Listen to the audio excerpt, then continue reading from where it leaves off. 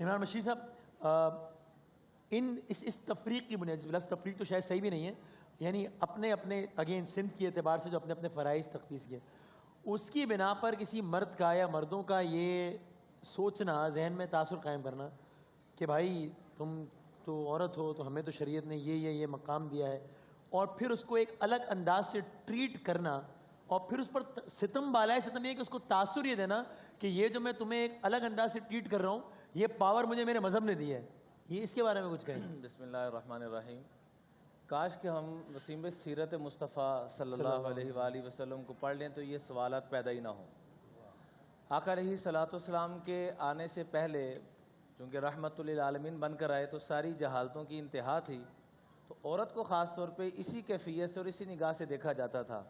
تو آ کے آپ علیہ الصلوۃ والسلام سے کسی نے سوال کیا کہ یا رسول اللہ صلی اللہ علیہ وسلم، آپ کے کاغذوں میں سب سے محبوب کون ہے، آپ سب سے محبت کس سے کرتے ہیں؟ تو آپ نے فرمایا عائشہ سے،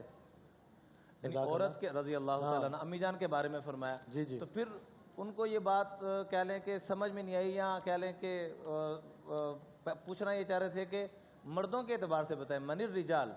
تو آپ آگے سے آپ یہ بھی کہہ سکتے تھے کہ ابو بکر، آپ نے ابو بکر نہیں فرمایا، تو میں ابوہا، میں عائشہ کے والد یعنی ابو بکر صدیق سے سب سے زیادہ پیار کرتا ہوں۔ اور اسی چیز کو بیان کرتے ہوئے آقا کریم علیہ الصلوۃ والسلام نے جہاں وراثت کے حق میں خواتین کو جب حق نہ ملے تو کیا فرمایا؟ ایک حدیث پاک میں فرمایا کہ ایک آدمی 70 سال شر کے کام کرتا ہے، ان الرجل لیعمل عمل اہل الشر 70 سنہ، 70 سال تک گناہوں کی ترتیب میں چلتا رہتا ہے،